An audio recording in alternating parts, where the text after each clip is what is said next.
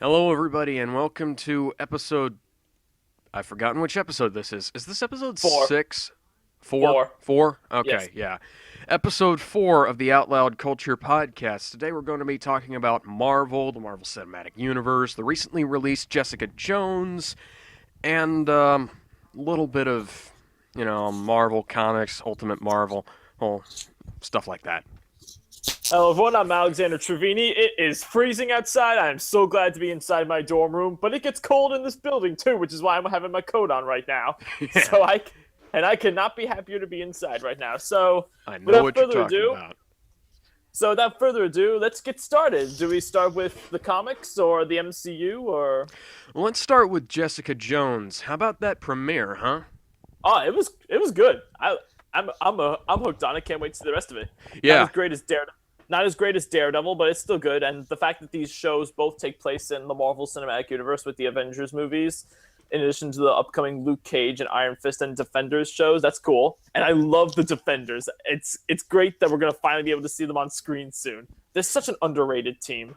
yeah, I always thought so too.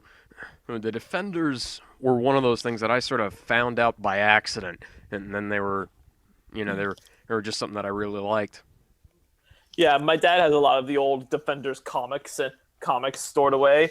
It's including the one where including the issue where Magneto and his Brotherhood of Mutants get turned into babies. Yeah, that didn't happen. Little known fact that happened in that's a well known Marvel event. But little known fact is that it happened in the Defenders, not an X-Men comic, where Professor X teams up with the Defenders. I'm still kind of sad that Doctor Strange and the Hulk and Silver Surfer aren't among and Valkyrie and such aren't among the group, but considering the tone they're going for with the Netflix shows and how they're more like street level local crime guys, I can see why though. Yeah, because Doctor Strange is the Sorcerer Supreme, and Yeah, and the Hulk Incredible is Hulk is the most powerful thing in the Marvel Universe. So yeah, like the most unstoppable thing ever, and the Silver Surfer is the power cosmic. Valkyrie is what do I need to say? a As what? Valkyrie. Yeah, like is there anyone who's not familiar with Norse mythology at this point? So, when it comes to the comics, where do you want to start? Because the Marvel universe technically started in 1961 with the Fantastic Four, but chronologically it started in 1939 with Namor. Yeah, Namor the Submariner and the original Human Torch, which was a robot. I Yeah, say and we just then sort there's of, Captain America in 1941. yeah, yeah. I say we just sort of let's start with Jessica Jones, I guess. Well, I like it so far. Kristen Ritter, she does a great job, and Yeah, who is the guy playing Purple Man, Kilgrave? Who David is Tennant. that? David David Tennant. Tennant, yeah, yeah. For what little he had, he did a good job, and I like the area they're going for because this is keep in mind this is being shot in New York City, and the parts that do look like Daredevil was shot in parts of New York City that still look like the old Hell's Kitchen. Hmm. So that they're doing the same with Jessica Jones here. And I still kind of prefer. I still would have preferred if Luke Cage appeared in his own show first before Jessica Jones. Yeah. But the way they handle it here, because I know they become husband and wife in the comics and have a baby. The way they handle it here, it was okay. And I hope that's the way Wonder Woman goes in Batman versus Superman. But they're shoving too many at once, so it doesn't seem that way. You hope she and whatever her love interest is have sex in the first episode. No. I mean, like the way she's brought in as like no big deal. You know what I mean? Yeah, yeah. I hear they're gonna try and do what the DCAU did, which is have Batman and Wonder Woman have this sort of like tension, but not exactly romance in a way. But enough of that. So the Yeah. comics, they technically started with Fantastic Four with Stan Lee. Hmm. He actually had to publish it without his boss's approval because he didn't really like it. So it goes by. It's a big hit. Next comes up Spider Man. He said he hates Yeah, that. Amazing Fantasy is well, the only reason Spider-Man got published was because Amazing Fantasy was being discontinued. Yeah, so like it was like the last one of the last issues, if not the It last. was the So last issue. Yeah, it was the last. So he shows it to his boss. He's like, "No way, superheroes, they don't have problems. And it's a spider, dude. And Who he's a likes kid. spiders?" And he's a kid. Yeah, Kids are sidekicks. yeah. So like he publishes it in Amazing Fantasy, anyways. It's a big hit, and now he's like the biggest thing ever for Marvel. And I hope his boss didn't. I hope his boss wasn't a stockbroker or anything. Mm.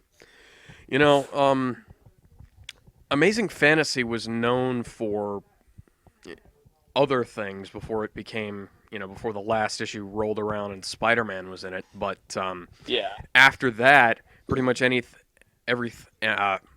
Every time Yeah, anyone the talks about only Amazing one, Fantasy, the only thing anybody knows anyone about Amazing remembers. Fantasy is that the last issue had Spider-Man in it, and Yeah. the thing is, it became a Spider-Man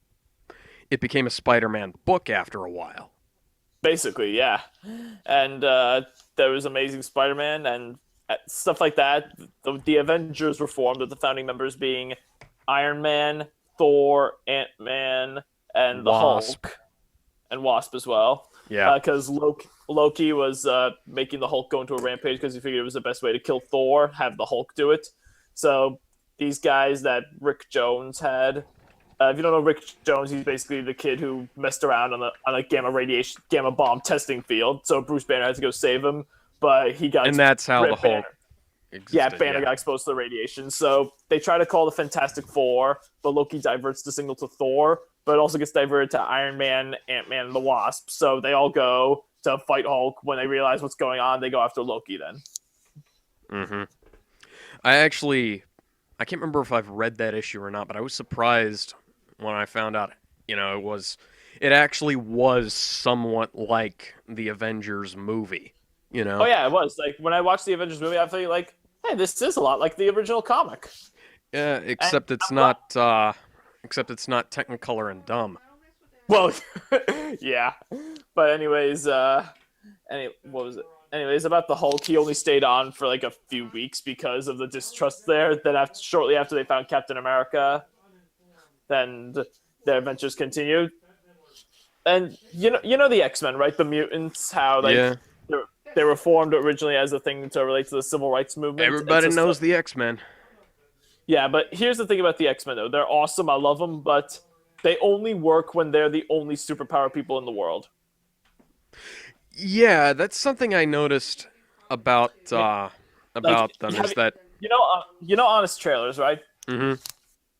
So, like, remember the X-Men one? In a world where people cheer for heroes like the Fantastic Four, the Avengers, and Spider-Man, those same people will inexplicably hate the X-Men. Because for some reason there's a difference between superpowers and mutant powers, I guess. Like, how does that work? What's the difference? They're both superpowered people, so shouldn't they hate everyone then? X-Men works better if it's, first class kind of thing. And Captain America is the first superhero. Oh, and he's awesome, but then he disappears, and mutants start popping up, and X-Men works better if it's set in the 60s and 70s. And like they're the only heroes. Yeah, and and if it's they're set the in only modern heroes day- around. If it's set in the modern day, it works better when they're the only superpower people on the planet. Because if you're bringing Captain America, then I guess that could work. But beyond that, I really don't see much else. Like Nick Fury, yeah, he works, but the thing about first class, it has a lot of James Bond references in it, actually. Yeah, I noticed that. Because Matthew Vaughn and all. But the same guy who directed Kingsman. the thing about the X-Men is that they're always. I'm getting a bit of feedback from you, I think. Ostracized.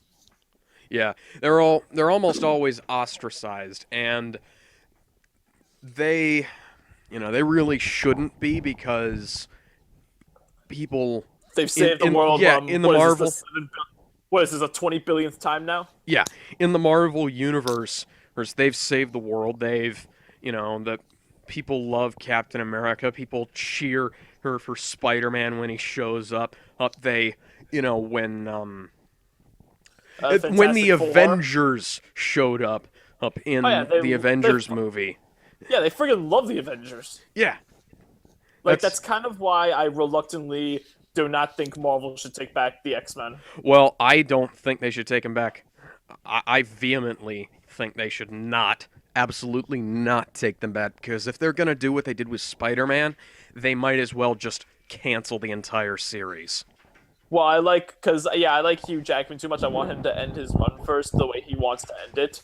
Because also, yeah, I reluctantly don't support it because Fox. This is the one area Fox is generally doing good in, minus some black spots. X-Men 3. X-Men Origins. No. Yeah, the Origins, dude, that sucked. No. You like X-Men Origins? Hell yeah. You are the only person I've ever met who likes X-Men Origins. Mm. Okay, I actually so know anyways, a bunch of people who like it. Okay, what do you call a movie that's leagues better than the sequel but still kind of sucks? Mm, The Wolverine. no. I mean, I kind of enjoy it in a way, but only because it's better than Origins. I was gonna say, hey, one of the Roger Moore movies, one of the Roger Moore Bond movies, or About First Class? no, about a movie that's way better than its sequel, but still sucks, you know? Only because, Okay, Alien Resurrection. I kind of hate both Alien 3 and Resurrection, but that's beside the point. But yeah, that's... I kind of hate them both equally. I think Resurrection is a better example than the Wolverine, because the Wolverine was a necessary story, you know? Well, yeah, and I like how it went into Wolverine's history in Japan, but it's so confusing a lot because like here we are once more in 1945 with Logan imprisoned in Japan, but can these filmmakers make up their minds as to where Logan is and when, just so we can have something resembling a canon? Oh, by the way, X-Men Origins is no longer canon, so goodbye to that. Did they ever actually say that? Because... Well, they said that before they released Days of Future Past that they don't consider it canon anymore. They never considered canon when they were filming Days of Future Past. So, and now X-Men: The Last Stand is gone, but also X2 is gone now. So, well, you know, I don't really take Word of God as canon until it actually is reflected in the movies itself. A good point. Okay. Because they tend to go back on that. Yeah, I can see that. But okay, so Spider-Man, the first originally Roland Emmerich was actually offered it, but he turned it down after that negative reception Godzilla got. Actually, I'm glad Roland Emmerich didn't get that because he would have had Spider-Man fighting Galactus. Yeah, he would have done that, and he also would have had some stupid forced environmental message and how man is so evil and blah blah blah blah blah blah blah. That's not what Spider-Man is about. No, it's not. And James Cameron was actually offered the chance to direct it. I remember that. Yeah. He wanted to take it in a more mature direction, including a part. I'm not kidding. He wanted Spidey and MJ to have sex atop the World Trade Center. I don't know. I don't know what to think of that, but it's kind of it's pretty bizarre. But I don't know what to think about that. You can't see my face right now, but I'm trying. I don't know whether I like that idea or I think it's just the most ridiculous thing I've ever heard. But wasn't that the Spider-Man script where they swore every few seconds? Something like that. That was Cameron's idea of mature, I guess. But I think that's the point where he started descending from his once greatness because, you know, Avatar happened and Titanic and all that. Yeah, because I was thinking, because that would have been not too long after T2 that he was working on the Spider-Man movie. Yeah. And you know, he made Aliens, he made T2. And Terminator 1. And Terminator 1 and True Lies. Yeah. He, you know, the man knows how to make mature stuff without actually... Without swearing every 5 seconds. Right, which is... He can still make good action scenes too. Yeah, and that's swearing every few seconds is a bad Yeah, director's that's way not. of trying to make something mature. It's like I'm just gonna tangent here for a minute. Catch 44 had. Have you ever seen that? No, I haven't. Okay, it. Bruce Willis is the villain in that. Oh, that's cool. He is barely in the movie. Okay, screw that then. The movie plays the same scene over and over again as part of flashbacks. So I think it's only about 30 minutes long if you play the entire thing chronologically. And the thing about that is they swear every like 30 seconds or so. Sheesh, kind of reminds me of 300, where they so much where like 50% of the movie is slow motion. And so if you put it in regular motion, it would be like 30 minutes long. Yeah. Like okay, so like okay, swearing every few seconds is not a way of being mature. That's a 6-year-old kid trying to say, "Look at me, I'm an adult now." That's like if Frank Miller wrote Spider-Man. Oh God! Like, look, I haven't read any of his Daredevil What are work. you, The dense? Man Are Without you Fear. retarded? Who do you think I am? What are you? I'm Dense? the goddamn Retarded? Spider-Man! I'm the goddamn. What are you, dense? What do you think this is? I'm the goddamn Batman. And let's have sex on this filthy pier while in our costumes. It's better. Yeah, this way. that's He said that to Black Canary. He yeah. said that to her. That sounds. Wonder Woman walks by. That's what I was Wonder thinking. Woman walks by. Move aside, sperm bank. She said Yeah, to some homeless guy. that's what I was gonna say. Hey, that sounds like a movie Frank Miller would make if he were writing Spider-Man, because that's that happened in Aspar. Yeah, amazing. All Star Batman and Robin is the worst Batman thing ever, but it's also the funniest thing, one of the funniest Batman things I've ever read, because it's so bizarre and it's so stupid. It's actually kind of funny. So, but enough of that. So, Yeah. Also people's hands are the size of fax machines. I just remembered that. So, but enough of that. So But yeah, Spider-Man, originally they wanted to have like Stan Lee play J. Jonah Jameson, and he's wanted to play J. Jonah Jameson. you know, What's it- if he had, if we couldn't get J.K. Simmons back to play Jonah, get Stan Lee. I think That'd be fun. I think Stan is a bit too friendly to actually pull Yeah, off play Jonah. the. But pull off J.K. Get me the pictures of Spider-Man kind of thing. Yeah. You know, but I really want them to bring J.K. Simmons back for the MCU just because he's so perfect for the role.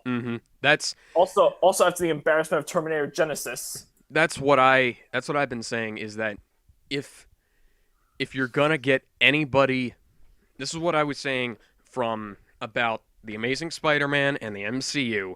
If you can only have two people to be in to That you really want. cross over her from the Sony produced movies to the Marvel produced movies, get J.K. Simmons as J. Jonah Jameson and Andrew Garfield as Spider-Man. Or Emma Stone as Gwen Stacy. She was the best part about those movies. Well, yeah, something I was gonna say is that J.K. Simmons is amazing. yeah. I want Spider-Man! Who is Spider-Man? He's a menace. That's who he is. What's he doing on my front page? Doesn't want to be famous? I'll make him infamous. Does anyone care about what I want? Shut up. Get out of here. But yeah, I was J.K. Simmons is awesome. He's hilarious. something that I came up with was, Emma Stone had a contract for like 3 movies after her Amazing Spider-Man 2. So I don't know if they were going to bring Gwen Stacy back or if they were going to do something else, but whatever. Dennis Leary said they were exploring the idea of cloning and all that. Yeah. Because Oh, they were going to go. The idea was Peter Parker gets some serum, brings people back from the dead, like Martin Sheen as Uncle Ben, Captain Stacy, and Emma Stone. Like, it's reminiscent of the Clone Saga for me, which is a mixed bag because in the wrong hands, as the Amazing Spider-Man showed, I thought it was going to be terrible because the direction the Amazing Spider-Man 2 went in, it looked like it was going to be terrible. And yeah, it's great to see Dennis Leary, Martin Sheen, and Emma Stone on screen together, but still, the way they handled it, not so much. Yeah. Then there was the Sony-made Daredevil with Ben Affleck and Jennifer Garner. I thought that was and Jon Fox. Favreau. Fox, my mistake. Yeah, but Fox I was did just gonna that. say is that if you want to include a member of the Spider family in the MCU, Ben make it Riley. Ben no Riley. Spider Gwen. I'd like to see that, but they need someone who's like Tom Holland's age for right now. You know what I mean, right? Well, yeah, but no, just pretend, forget Amazing Spider-Man 2, who ended like it did, and just have Peter Parker die. Just retcon all of Amazing Spider-Man 2. That's what I say. Retcon all of Amazing Spider-Man 2 and just get the entire cast into Avengers 3. Uh, okay. But yeah, I was saying if you absolutely have to ditch Andrew Garfield, well, you cast Gwen Stacy. He is Spider-Woman. Or Spider Gwen. Jessica Drew is I Spider know. Woman, and I know, but yeah. it But it'd be in terms of like who's the best Spidey and Peter Parker, which one do you prefer, Maguire or Andrew. Garfield? It's a mixed bag for me because like I prefer Maguire as Peter Parker, but I prefer Garfield as Spider-Man because they fit better halves of the character. If they had it where like they show Maguire while he's playing Parker, and Garfield like completely in the costume, not taking the mask off every 5 seconds like he did in the first movie, and just being Spider-Man, then it would have been great, I think. Tobey Maguire's That's a little another. bit too old to be playing teenage Peter Parker. Well, yeah, but I mean, at the time he was playing him, is what I mean. Well, yeah, but But anyways, that's just something that annoyed me with the first movie. Even though I'll admit I did enjoy it in theaters, Amazing Spider-Man 1. mhm. It like he takes his mask off every 5 seconds. Dude, are you trying to expose yourself to the world? You can sort of understand why he did it on the bridge. The kid was terrified. Well, how does he know this kid's not gonna rattle onto the press and talk to the police and some detailed artist is gonna come up? You know what I mean? Eh, that It's whole still thing stupid on the though. subway in Spider-Man 2. Yeah, that still annoys me. That still annoys me. Like, there's no way none of these people would shut their mouths about who Spidey is. I mean, maybe in a post not maybe in if this was the first Spider-Man movie and it came in that post 9/11 atmosphere, then maybe. But you know what I mean, right? Yeah, Oh yeah, that reminds me. The original Spidey. Remember the trailer for it? yeah, that they cut a big chunk out of that movie Yeah, that was because of like 9/11. yeah, because like the original trailer, it was two robbers in helicopters. Like they in a helicopter, they dropped a bank, they flew away. Then they got caught in a web in between the World Trade Center, and out comes Spider-Man. I think that was the way they planned to introduce Spidey, because there Hmm. was even a poster where they had the World Trade Center reflected in his eyes. But then 9/11 happens, and that changes it all. Yeah, I think that's been all but confirmed. That Yeah. that's what Yes. happened. Yeah, they even removed the poster as well as the trailer. Hmm. Speaking of which, they actually when 9/11 happened, they had a special issue of Spider-Man where every Marvel superhero comes around and helps clear rubble from the place with the NYPD and the FDNY. I read that. That issue was dumb. I haven't read it. I'm as someone from New York myself, and with some family-related history regarding to 9/11. I'm not going to go into detail here about it. It's kind of touching. It's kind of touching and special knowing that and there's a special feeling knowing that it exists. I haven't read it, but it's kind of that thing for me as a New Yorker. You know what I mean? I understand that. It's just that it is entirely implausible that that could even happen in the MCU, and they just not the Yeah. MCU in the Marvel Well, the universe because Yeah. they Also, I think it would have been better had it been Captain America had it been focused with Captain America. You know what I mean? hmm but It probably would have been better had Captain yeah, America focused on it. I yeah, mean, I get it why they did Spider-Man because New York, Spidey's the heart of New York at this point in hmm the comics, hmm and yeah, he's my favorite Marvel hero. But I kind of feel like it would have been better had they crossed them together. You know, Cap with Spidey. right, because it was such a big thing. But the thing is, they pretty much hand waved why it even happened because they gave this lame excuse of you know oh, we're dealing with all these costumed villains that we don't even notice these guys getting on a plane. But come on, Come on. You've got Iron Man. come You've on. got Are you War serious? Machine.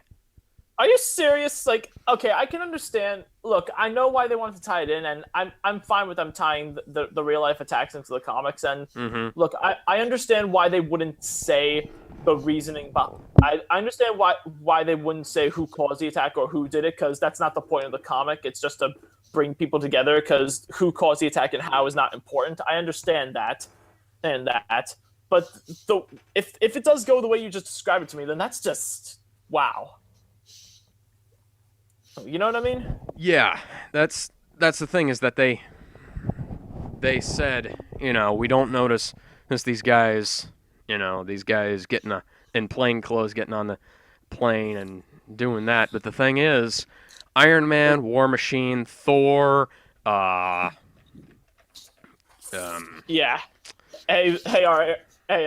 National security, the CIA and FBI had so much evidence at the time that it could have happened, but they didn't act on it. So and anything goes. Anything goes, I guess. well, yeah, but Also, box cutters were allowed on planes back then. So do you think anybody how many? Oh, Silver Surfer.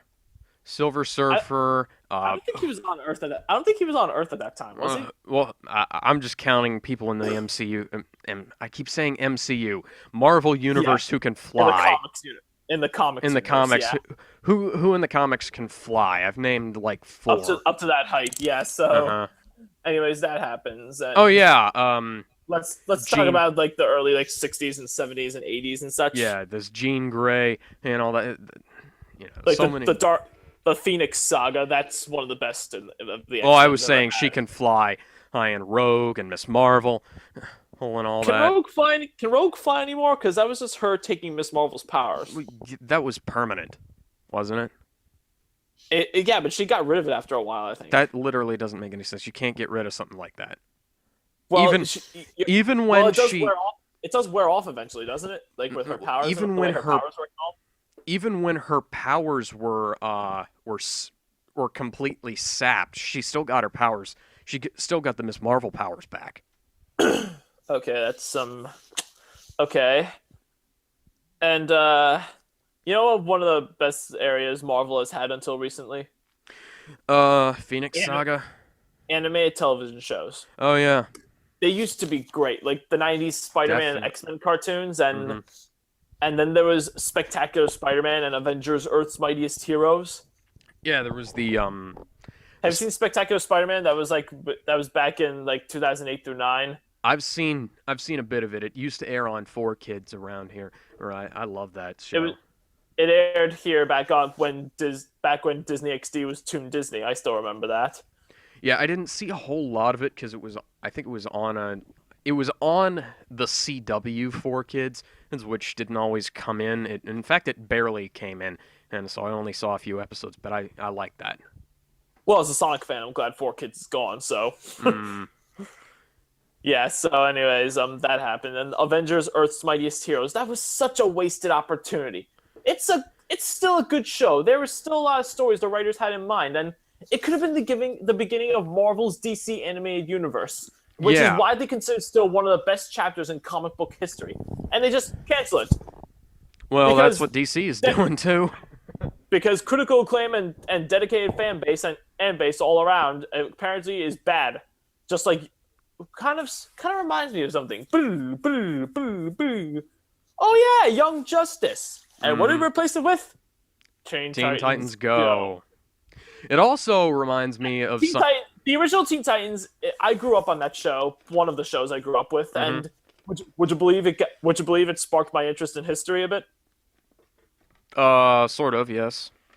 Remember the episode where like Mad Mod, the British guy, he takes over America? Did not watch the Titans series. Sorry. Okay. There's one episode where like he takes over America on the 4th of July, and he tricks everyone into thinking it's still a British colony. So like that after I watched that episode, it sparked an interest in me. I didn't realize it at the time, but it sparked an interest in me to study history more. So that's part of it, anyways. And I've recently watched some episodes of the original Teen Titans. It still holds up. And I recently watched some episodes of the original Spider-Man and X-Men. They still hold up. Yeah. A lot of these shows, they still hold up. Batman the animated series, Superman, Justice League. things like that. Yeah, it's like. Um, And but I'm yeah, and I'm and you I'm remember what you said about and I was born, and dedicated I was fan base and critical yeah, acclaim? Not. and I was born in 1996. I know this stuff works. Hmm. But you remember what you were saying about dedicated fan base and critical acclaim not mattering to them? Apparently, so Yeah, yes. that reminded me of how Saban treats Power Rangers, because Walt Disney. Well, actually, it also reminds me of how Walt Disney treated Power Rangers because at Wait, did at Walt Disney? I don't think Power Rangers existed when Walt Disney was alive. not the man himself, the company, Oh, oh. because Walt Disney bought Saban and then uh, they made Power Rangers for between Wild Force and RPM, and then Haim Saban, the man who uh, adapted Power Rangers from Super Sentai, uh, made a new company and bought the series back. But the thing is, when Disney's run on Power Rangers ended, the series was better than ever. It had, they were on top of the world with toy sales, and they were getting bigger, bigger and bigger audiences. They, this RPM was critically acclaimed, and all of that, and they Please buy dropped the 5 toys to series. continue. Please buy 5 toys to continue this conversation. Yeah, they That's dropped. basically that's basically what a lot of these companies are doing now with Hmm. things like Marvel. Not just with Marvel, but with anything really. Like like Pixar. That's what they did with Cars. Cars. Where I'm looking at Pixar's are right now. I see film company. I don't see toy anywhere. Yeah, and then they go on to make Computer Cars, animation. Cars 2, and There's Cars Planes, 3. and There's Cars Cars 3 3 coming coming out. out. At least Incredibles 2 is happening. Yeah, 10 years too late. Well, 11 or now, 11 or 12 now at this point, but that's It's beside gonna the point. it's Let's gonna get be back. Let's get back on Marvel. it's gonna be Actually, 50. that kind of relates to. Yeah, Actually, that kind because of relates to Disney Marvel, makes like both of them. the Incredibles, for instance. Because don't tell me there's no way to make a good Fantastic Four movie. It's The called The Incredibles did Incredibles, it. all right? Yeah. The Incredibles did it because Mr. Incredible, he's super strong and all that. Mrs. Incredible, she's stretchy and all that.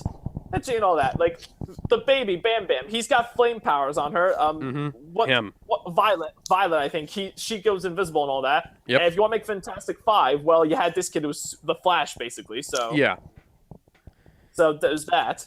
And then there was Fant Four Stick. Let me show you.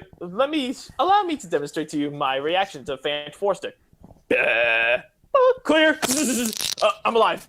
I'm alive. Okay. What was it I just watched? Oh, that thing. Yeah, that I didn't watch it, but it did strike me as Ultimate Fantastic Four meets terrible Well, idea.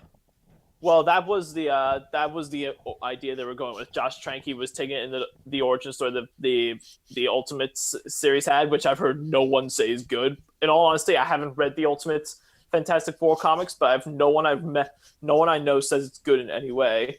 And Jeremy Johns. I think so. Yeah. Yeah, I love his sum up of the Fantastic Four movie is my favorite. Fox set out to make a movie that would make people want to watch the old crappy Fantastic Four movies again, and they succeeded. In all honesty, if we're being honest, I have the Tim Story Fantastic Four movies are a guilty pleasure of mine. I mean, I'm not going to argue they're anything special or good, even, but they're kind of enjoyable in a way because, yeah, I can see these guys as Fantastic Four because they're having fun with what they're doing. And the Roger Corman movie, let's be honest, the Roger Corman movie is not nearly as bad as everyone makes it out to be because he's working on barely any.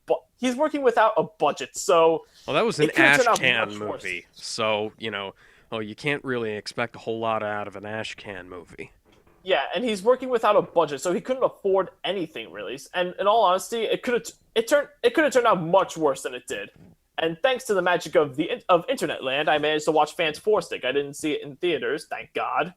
So I saw Fant Four Stick thanks to the magic of Internet Land, and Lord help And me. the unreleased Please, Fantastic Lord Four help movie. me. The what? and that unreleased Corman Fantastic Four movie. Yeah, I saw it on Internet Land as well, and it's somewhat enjoyable in a way, I suppose. That's my thing, at least. I'm not gonna argue they're anything special. Say what you want about it, but at least I sort of identify these guys. Yeah, they're Fantastic Four. Have you seen the Albert Pune directed Captain America movie?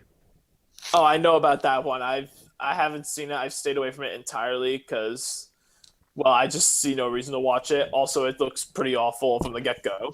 Okay, Albert Pune is like this infamous director of terrible movies because he does like low budget action with knockoff actors. Really? Yeah, when I say knockoff actors, I mean actors uh, that are like discount versions of other better actors because Albert Pune made the Kickboxer sequels and he cast a guy who was basically discount Jean-Claude Van Damme in those. Really? Yeah. Anyways, do you know who plays Captain America in I'm in looking it up. I'm looking it up. Matt Salinger, do you know who that is? the son of author The John. son of J.D. Salinger. Yeah. Yeah. The wow. That's huh. Yeah, and the sad thing is, the movie's not actually that bad for like the first half. It it has the it ha- Scott Paul and his Red Skull. it has this thing where the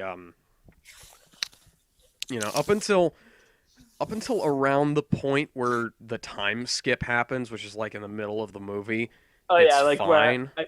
I heard he's like I heard that's the point where like he's frozen in the sea and like some kid who sees it happen, he becomes president, I think. Mm-hmm. Is that really what happens? Mm-hmm. I don't even know what to say. Yeah, the last half of the movie is better off left unseen, unheard of, completely ignored. Like Yeah, the first half of the movie is kind of goofy, but it's like that kind of it's the kind of goofy that I don't mind, but the last half of the movie is just dreck. It is so slow. Is like okay, Cap Steve Rogers' girlfriend who he leaves behind in the 1940s has a daughter who looks exactly like her and is played by the same actress. are you kidding me? They're that lazy? Mm-hmm. Oh my god. Yeah, and so his love interest shifts from being her to being her daughter, and then they go to Italy What the hell are they in Italy for? because the Red Skull is now part of the Italian mob. Oh, wait, time out. The Red Skull, Nazi war criminal, is now part of the Italian mob. Yes. Okay, I don't discount that he would try something like that, like taking over something as influential as the Italian mob, but just the Italian mob. Just the Italian mob. He And doesn't go for like the mobs all over Europe or even in the US. He just goes for just this one place. I mean, I know it's the Italian mob in Europe, but just them.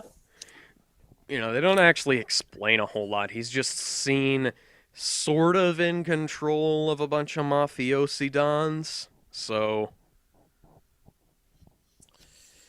and Somehow, it kind of reminds like, and they don't even let me guess. They don't even explain how he's alive after all these years, do they? super soldier serum. Oh, just that. Kind of like Just in Metal Gear Solid. Kind of like Metal Gear Solid's because nanomachines, right? yeah, except this is actually a little more credible, I think. For the super soldier serum. Yeah, because that, Yeah, that, yeah, I can see it happening, but I mean, I can see. canonically speaking, it does inhibit aging, but they don't actually explain that in the movie. Yeah, because like I can see that. I can see that. Yeah. Also, the doctor that creates the super soldier serum is a woman. Maria Vaselli, played by Carla Casola. Is that who I'm looking at? Because that's on the I Wikipedia page. think so. And What's wrong with Abraham Erskine? What's wrong with the German scientist? What's wrong with the German Jewish scientist fleeing from Nazi Germany and trying to make something for the Allies because they're persecuting his fellow Jews? absolutely nothing, but apparently Albert Pune thought there was. Oh yeah, because like a guy who wants to help stop up one of the biggest acts of genocide against his own people. That's not nearly compelling enough, right? No, we have to have a scientist woman jumping out a window in Nazi Germany and then somehow winding up in the U.S. Wait, that's literally what happens. After, okay, the movie starts with the creation of the Red Skull. The Red Skull is like some Polish kid who, he's some genius and he gets kidnapped by the Nazis and turned into the Red Skull. And then the woman jumps out a window after he. And they also have this Red Skull rat thing, which is terrible stop motion and animation. And Wait, the Red Skull has like a. Is it like at least a giant rat or something? no, it's like a regular rat. Just some regular rat, really?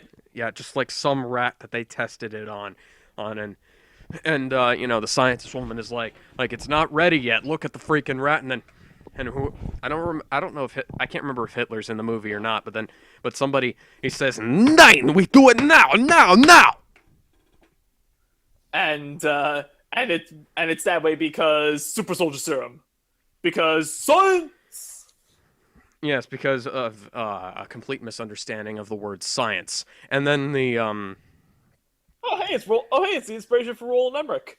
and then there's this when he becomes Captain America when Steve Rogers becomes Captain America, he is not actually a little tiny guy. He is actually an ex-soldier who was wounded in the war. He had some spine damage, and Okay, it's still bad. I still like don't like how they changed it from the frail per kid, yeah, yeah. skinny kid from Brooklyn, but I can see that happening. And do you want to know what the worst part is? That's only in What? the director's cut. The regular version of the movie, he doesn't even explain why he's this huge hulking monstrosity at the beginning of them. I say monstrosity, but he Matt They don't Sal explain anything. yeah, Matt Salinger is like I think he's at least has to be at least 6'5", and he's got he's pretty muscular in that. Oh yeah, But then I'm looking at pictures of him right now. He's a strong guy. yeah, he's huge, and they sort of explain that he is a in the director's cut of the movie. They explain that he was a soldier who was pretty severely wounded during the war, and now he's being given a chance to go back and fight again. But they don't actually explain that. I wouldn't say it in the theatrical cut because this movie was never actually released in theaters because it was in Oh yeah, development hell for almost a decade. oh yeah. It cost like $10 million. It only made about $10,173. Yeah, and the actual real release of the movie was on DVD-R. Huh. Purple Data DVD-Rs is what the movie came on because we got the movie from the library. Apparently Albert Pune had, somehow managed to get rights to have it re-released again after the initial direct-to-video release, and he had put it out on DVD-R and BDR, which is burnable DVDs and Blu-rays.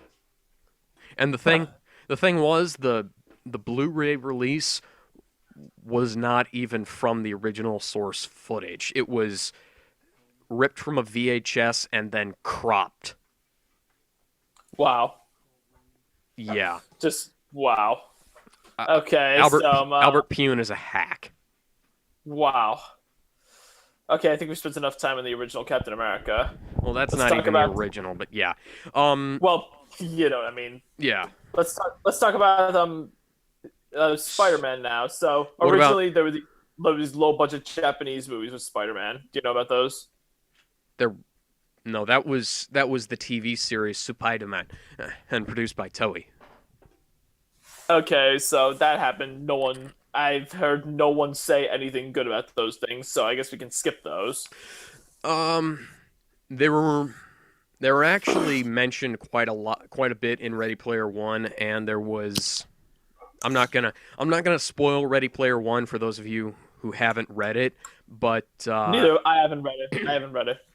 but Spider-Man's giant robot from the Japanese TV series plays a bit of an important role in the plot of Ready Player One. Also, the Japanese Spider-Man TV series is actually now canonically part of the Marvel universe.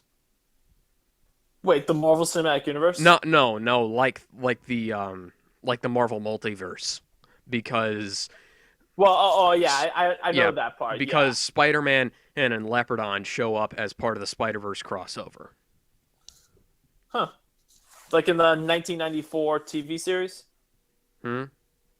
Like in the 1994 anime TV series, or No, the Spider-Verse comics. oh, the comics? Yeah, okay, the comics. Okay, so that Yeah, happens. the Clash of the Spider-Man thing, you Yeah. know? So what? Now let's start end the superhero movies. So 1997 happens. Batman and Robin. Hmm. Batman and Robin happens. Yeah, that So, kills superhero quickly movies. becoming. Yeah, it quickly becomes nobody's favorite movie. Kind of like the Phantom Menace. So 2 years later. So that happens. Then the Blade movies come along. I haven't actually seen the Blade movies. Neither have I. Neither am I. I haven't seen them. Apparent, But they're not really sold as they weren't really sold as superhero movies because it came out only a year at the first movie came only a year after Batman and Robin. It was directed by Stephen Norrington and written by David Goyer. Yes, the Dark Knight David Goyer. oh, And that's Wesley Snipes plays Blade. Then the three movies happen, but it doesn't really revive superheroes as a genre until 2000's X-Men, directed by Bryan Singer, comes along. Bryan Singer wasn't Blade Trinity? Isn't Blade Trinity regarded as like a really bad movie? Yes, but I haven't seen any of the Blade Yeah. movies. But Did you see the Blade Just- TV series? no, I haven't. Apparently my that first my introduction to Blade was in the 90s Spider-Man animated cartoon. yeah, the Blade TV series leads on from the Blade movies, but Blade is no longer played by Wesley Snipes in those. He's played by Sticky Fingers. I don't know who that is. Neither do I. Apparently, Wesley Snipes is working with Marvel right now on a new Blade movie. Oh yeah, he said something about that. Okay, Sticky Fingers, real name Kirk Jones. I've never seen this guy before. He does not look that much like Wesley Snipes at all. I noticed that. Kind of like how Terrence Howard does, and kind of like how Terrence Howard and Don Cheadle look nothing alike. Yeah. Like Ike Perlmutter, these are his words, not mine, not my words. Let's be clear. Let's be clear, people. Ike Perlmutter, the head of Marvel, he said he wanted to replaced Terrence Howard with Don Cheadle. These are his words, not mine. I stress again. He said, "quote Black people all look the same." I'm not kidding. That's what he said. From Ike Perlmutter. That is a massive stretch of the imagination, and when you look Isaac at those Ike two men. Perlmutter. He's an Israeli-American businessman and financier born in the British Mandate of Palestine, December 1st, 1942.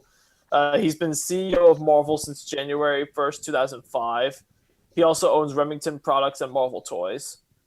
He's, Remington, uh, like the no, guns. not the firearm company. Not the firearm company. Produces razors, epilators, hair care products, and it's subsidiary of Spectrum Brands. Hmm. So yeah, like Perlmutter, his net worth is 4.2 billion US dollars as of July 2015, and that happens. He doesn't have much control over Marvel movies anymore. That's directed by Kevin Feige, and I'm cool with that. Hmm. I'm cool with that. I'm better that Feige is in control. He's actually good.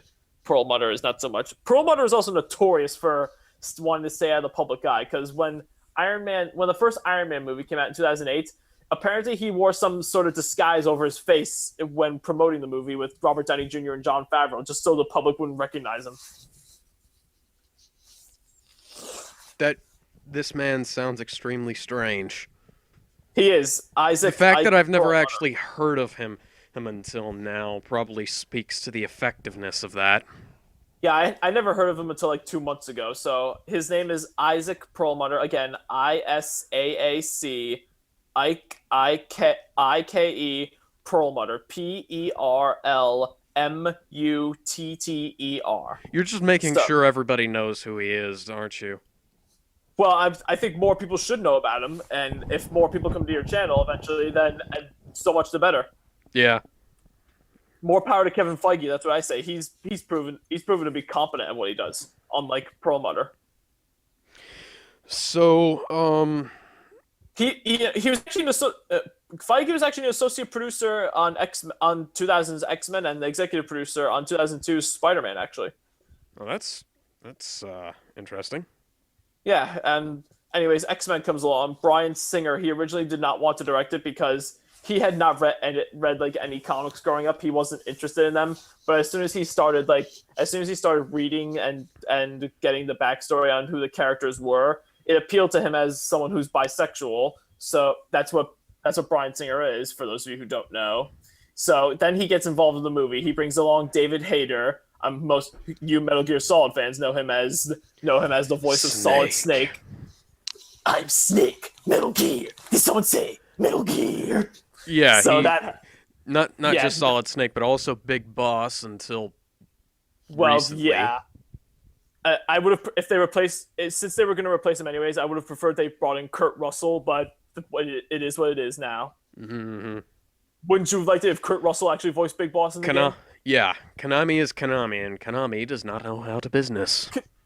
Because Konami is Konami, and Konami does not know how to business. Hashtag FUCKALONAMI for Konami. It's a really nice word.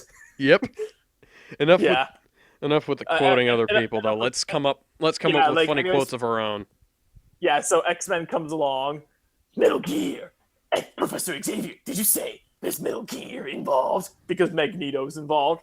Magneto plans to steal Mr. Snake. There's a device that Magneto plans to steal to wage war on the humans. I believe you're familiar with it. It is called Metal Gear. Gear. Did you say Metal Gear? Here, Metal Gear, Metal Gear. Now you sound like a bad impression of Batman, but Well, let's be honest. That's what his voice is, really. David Hayter's Snake voice is basically the inspiration for Christian Bale's Batman. we're way off topic here. Okay, yeah. So X-Men 2000. X-Men happens. Directed by Bryan Singer, produced by Lauren Schuler Donner and Ralph Winter. If Donner sounds familiar, can I the wife stop you there? Is the wife of Richard Donner, who directed the first Superman movie. Can I stop you there? Because we kind of covered this during the Supergirl podcast. Oh, you guys did? Yeah. Yeah. The screenplay's by Hayter. The story's by Tom DeSanto and Bryan Singer. So that happens. 2002 comes around with Spider-Man, directed by Spider-Man was the one that directly brought it back. directly brought it back, and then Yeah, X Then Men comes along. X Men revives interest in the genre. yeah. Sony's Spider Man, directed by Sam Raimi, comes back. It revives the genre. It really brings people back to it. Then Then next year, X Men 2 happens, and people love that. But then Daredevil happens, then you got Daredevil and Ghost Rider and Green Lantern and Superman Returns and all and of the Fantastic those Four and the movies. Fantastic Four movies, and all of those movies pretty much do Spider Man their 2 happens in 2004. That's yeah. awesome. Spider-Man 2 And happens, and it's the worst Spider-Man movie made until Amazing Spider-Man 2 rolls around. Spider Man 3, I mean, No, Spider-Man 2. no, Spider Man 2 is awesome. Spider-Man 2 is a confused mess. Well, I admit there are flaws with it. It's not as great as everyone says it is. It's not the best Spider-Man ever, I don't think. But it's Yeah. still a really, but it's still a really enjoyable movie for what I it rate it is. I rate it lower than 3 myself. I don't think it's that low. It's more like it's more like a B to me. Mm. I would if Here's Out Loud Culture allowed me, I would use the letter grading more than the number grading that we have. But mm. it is what it is. Well, the thing about Spider-Man 2 is that, and this is the exact same problem that Amazing Spider-Man 2 had, is that the angst comes out of nowhere in that movie. The what? The angst. Angst. Oh, angst, like the anger. I thought, never Yeah. mind. Yeah, Yeah. I thought it's something else. The anxiety comes out of nowhere in that movie because all of a sudden, oh, powers don't work. Yeah, well, that happened in the comics. He was becoming unsure of himself and whether he was truly like worthy of having this power. So, like, as soon as he gains his confidence back, that's when he gains his powers back. Of course. I just realized something. What? Power Rangers Dino Charge literally ripped off that whole thing entirely because they have this Really? thing, yeah, they have this team unity thing where if the team doesn't work well together, their powers don't work. And Are you eventually, kidding me? yeah, and then eventually their powers will, they will unbond from their powers and no longer have the power. Well, that's well, that's weird. Okay, I know. so I know. X Men 3 X-Men happens. 3 happens and that kills X-Men for a while. Yeah, directed by Brett Ratner. Singer did not return because he wanted to direct Superman Returns. Yeah, So like which as soon wasn't as good Singer went either. off, as soon as Singer went off the project, they kicked off Christopher McQuarrie, who helped write the second movie. They kicked off David Hayter, who wrote the screenplay for both X-Men for the first two X-Men movies. Then Brett Ratner comes along. He ruins the Phoenix Saga as well as the mutant cure thing. I know Ruins the two ruins two of the awesome most stories. ruins two of the most iconic X-Men stories in one shot. Yeah. So then, yep. How do you do and that? They waste Ian McKellen, they waste Famke Janssen, they waste Patrick Stewart, they waste Hugh Jackman, they waste everyone in that movie. Not to mention all of the people they killed. Jean Grey. Hey, Jean Grey, Professor Xavier, her No one stays dead in that movie except for Cyclops. No one stays dead. Well, Except Cyclops, because screw Cyclops. Actually, Cyclops did come back to life in Days of Future Past. Well, that was after Wolverine had changed the timeline, but Jean Grey didn't come back either until then. Well, yeah, that was part of it because X-Men 2's events had been wiped from the timeline as well. I don't really know about that because X-Men 2, all you have to do is change the ending a little bit, and it's you don't just change or erase Jean Grey getting killed, and then boom. Well, as far as I'm concerned, Brian Cox is back and being alive right now as Colonel Stryker. Yeah, I hope so. Well, it'd be interesting to see Stryker again, but they're bringing back the guy. They're bringing back the guy who played him in DOFP. Who is he? That Days of Future Past movie. Interesting. Do you know who played Iceman in the X-Men movies? Ben Foster. Hmm? Ben Foster. I'm pretty sure that's not his name. Okay, I'm probably thinking of someone else. Hang on. Sean Ashmore. Sean Yes, Ashmore. That's Shawn Ashmore. Do you know what his other major roles have been? The Following. Anything else? That's a TV show. Animorphs. I haven't seen that. He was Jake Berenson in Animorphs. I haven't seen that. He was in Frozen. The No wait, not the Disney movie. Not the Disney movie. He I was in a gonna Thriller. say. Yeah, he was in the 2010 Thriller movie with Emma Bell and Kevin Zegers.